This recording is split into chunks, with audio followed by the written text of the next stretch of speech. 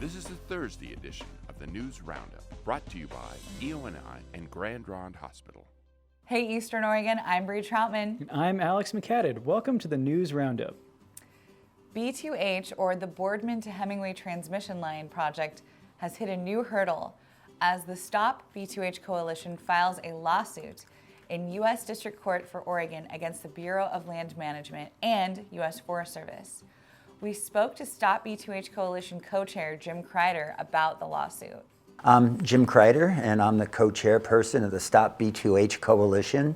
And essentially, we've been around for the last 4 years, and we are questioning the need for the Boardman to Hemingway transmission line that Idaho Power is the point person for, Pacific Corp is a 54% funder in the project, and the Bonneville Power Administration, which is a 22% funder of the project. And essentially, we recently filed litigation against the Bureau of Land Management, asking them to do a supplemental environmental impact statement. Now, what happened is, during the Oregon Department of Energy Siting Council process, they essentially did a state environmental impact statement, repeating some of what the BLM did. But what we discovered is that the BLM missed critical elements in their environmental impact statement that we uncovered in the state process. So a month ago, we wrote a letter to the Bureau of Land Management asking them to do a supplemental environmental impact statement to look into the 8 to 10 items that we found that we felt were significant and would change their decisions on the transmission line. When the BLM did not respond to us, we had to move to litigation, because we only have 2 years from when the record of decision was rendered by the BLM state director to litigate. So we politely asked for a supplemental study.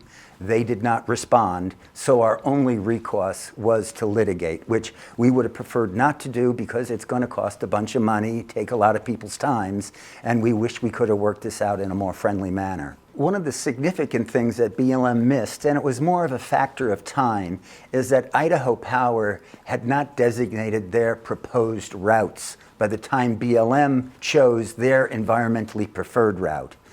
Idaho Power chose 2 routes that the BLM did not have a chance to adequately study.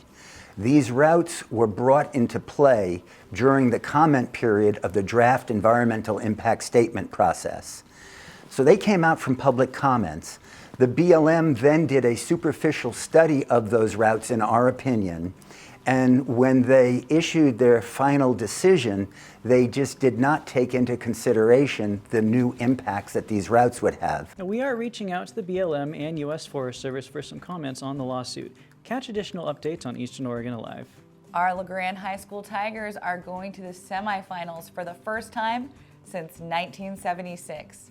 With a 10-0 win streak, they are on fire. LHS is headed to Hermiston to face the Dows, whom they beat earlier this year. And here's a look back at some of their wins from the season.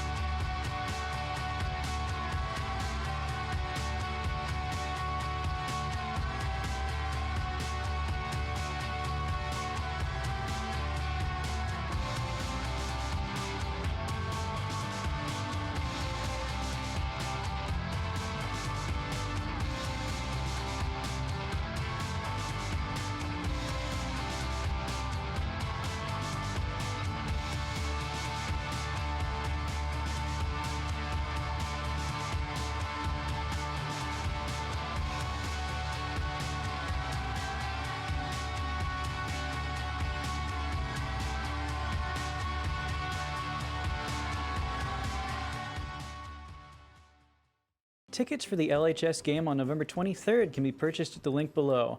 $10 general admission and $5 for students. Go Tigers! Now get ready to meet a new outstanding member of the law enforcement community who is here to make our community safer. What kind of qualities were you looking for when you guys knew that the sheriff's office was going to be looking for a dog? So I contacted Adlerhurst International down in Jurupa Valley, California, and told them kind of what we wanted. Told them I wanted a Dutch Shepherd, somewhere around 70 pounds for dual purpose patrol work. And on September 19th, I went down for selection day. And that's where you get to select your dog, you get to test them to see if they're the qualities. And they brought out Molly for me, and we tested her. And I had a Clackamas County deputy with me who's a canine handler who helped me select her and was kind of guiding me on what to do. And he said that she was a really good dog and suggested that we should probably get her. So I was like, awesome. So we got Molly. She was the one. She was the one. And she responds to commands in English or German? In German. So the company we went through, they go to four countries: Slovakia, Holland, Netherlands, and Germany. And wherever those dogs come from is the language that they're trained in. So and since she came from Germany, she's trained in German. So you just got back from training, and was that part of your training as well, learning those German commands as opposed to the English ones you were familiar with? Yes. And so the Dutch Shepherds are known to be from Holland, and so they speak Dutch. So I studied a lot of Dutch, and then I had to do a crash course in German to have Molly, or to be able to work with her. And what type of training did she go through while you were training together? So when we were at training together, we did a lot of building searches, open area searches. We did article searches or searches for evidence. Let's see, we did a lot of obedience training, and then a lot of it was me learning her on her body language, on when I know when she's getting stressed. Now from her body language, I know when she's onto a human odor through her body language. And so it took me a couple weeks to learn her. Thanks for visiting, Molly. Now here's Jaimee and Bree with another furry friend who's still looking for their forever home. Hi, Eastern Oregon Alive, Bree Troutman here with Jaimee Morrison, who's brought this lovely big boy from the Eastern Oregon Animal Rescue Center, Blue Mountain Humane Association in La Grande. And he is beautiful. Jaimee, who is he? This is Dawson. Dawson is a 9-month-old husky lab, and he is very, very playful, as you can see. He's one of the larger sized dogs that we have. He's got a ton of energy, loves his belly rubbed, and yeah, he really just wants to play all the time.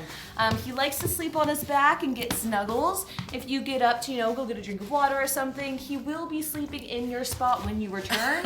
He's a diagonal sleeper, so he takes up the entire He's a bed hog. bed. Yes, he is, but he's super sweet. He loves to play with all different dogs, big ones, little ones, boys and girls. And yeah, he also really likes to snuggle. If you work on your computer often, he's great on computers. He's really good at putting his face right on your keyboard, so it plays a bunch of different notes. So come on down to the animal shelter and play with Dawson. He's looking for a family, dogs included hopefully, so he can hang out and have a lot of fun with you guys. Here are the Chamber Chatter ladies with updates on the Union County Chamber of Commerce. Hi, I'm Suzannah, and welcome to the Union County Chamber of Commerce office for this week's episode of Chamber Chatter, brought to you by Eastern Oregon University. Thanks for stopping by Eastern Oregon Alive. We're always happy to have you here and help spread the information. We've got a lot coming up. I think we're really going to get into full-fledged holiday winter season mode, so tell us what's going on. On Tuesday at the Art Center East, there's a Thanksgiving floral design workshop happening. You get to decorate a really awesome centerpiece for Thanksgiving table, and you can sip wine while doing so. So what's better than that? That's on Tuesday, the 26th.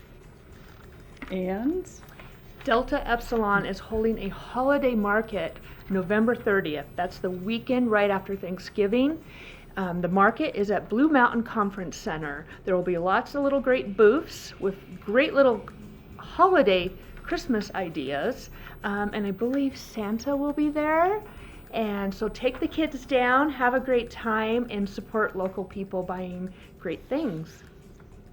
All right, the next big thing that we have coming up, we alluded to this on last episode of Chamber Chatter, but now it's time to get the details. Every year you get the lights out, you get the decorations out, you get everything out to make your house as festive as possible. So this year, why not throw prizes at it? So for the first annual countywide holiday decorating competition brought to you by the Union County Chamber and John J. Howard and Associates, we are asking you to get festive and deck the halls. We are doing best town, best houses per city, best neighborhood. So grab all of the neighbors around you and decorate up your block. There's also going to be best business. So make sure that you get as festive as possible because we are throwing some pretty good prizes, trophies, and other surprises out for it. So if you have any questions, make sure to give our office a call at 541-963-8588 and start decorating now. I think that that's all that we have. There's going to be plenty of announcements coming up later. So Eastern Oregon Alive, it's always a pleasure, and thanks for stopping by the Union County Chamber. We recently sat down with Matt Seimers, the new dean of the College of Education at Eastern Oregon University. Matt talked about the college's work, their upcoming accreditation process, and his thoughts about moving to his new home in the Grand. Deans oversee the movement and leadership of the college and help guide faculty and a strategic plan and working with other deans and the community and school districts and for-profits, nonprofits, community-based businesses, and national-level organizations, international opportunities, state-level opportunities, regional opportunities. For myself, I work with state licensure, and I also work with other teacher preparation programs, other deans from other institutions of higher education here in the state of Oregon. The programs in our college, we have a fully online early childhood bachelor's program, and we have a newly developed, from an older model to a new model, MS program that has 3 specific concentrations. Then we have a Master's in Arts and Teaching, which leads to licensure in the state of Oregon. Then we have an undergraduate teacher preparation program that leads to licensure in the state of Oregon. We're gearing up to go through national accreditation. By 2021, we'll have visitors here evaluating our programs. We're looking forward to that opportunity. Myself and the department chair and program leads and faculty at 2 distant sites in Gresham and Ontario are all involved in this initiative. And so we're kind of restructuring, reorganizing ourselves right now through multiple measures and meetings and positioning ourselves for growth. One of the goals I have for the college is to develop a strategic plan and link it to the Ascent 2029, and that's recently have been completed with faculty and feedback from others. Also updating current programs and developing some specializations and some apprenticeships that will go and be part of the newer programs that we're working with, and we've completed a few of those right now, and we're excited about what that's going to look like. Also developing possible summer academies for the summer of 2020 to have here on campus for future teachers in the state of Oregon, or working with other deans to be part of this, future engineers, people who want to work in workforce, welders, or nurses' aides, or in the medical profession. So we're working right now with regional education networks and ESDs to make that partnership kind of form and come together. Catch the full interview right here on Eastern Oregon Alive. In our Brieflies this week, EO Alive alum Will Bowman will be showing the first episode of his People Project series at LeGrand's First Presbyterian Church on Sunday, November 24th at their 9:45 a.m. service. Neighbors Together will host their annual community Thanksgiving dinner at the Presbyterian Friendship Center on Thursday, November 28th at 1 p.m. All community members are invited. The event is free to attend, but donations are graciously accepted. If you are available to volunteer, please reach out to Neighbors Together at the number listed below. Get your body ready for Thanksgiving with the annual Mountain Valley Therapy 5K Turkey Trot, November 23rd. Hosted from 9 a.m. to 1 p.m., the fun run will benefit Friday Backpack Program. Whew. Senior citizens and veterans, remember to mark your calendars for November 28th for a free McDonald's breakfast brought to you by LeGrand Rotary. Thank you for watching Eastern Oregon. I'm Alex McCadden. And I'm Bree Troutman. We'll see you next time on the News Roundup.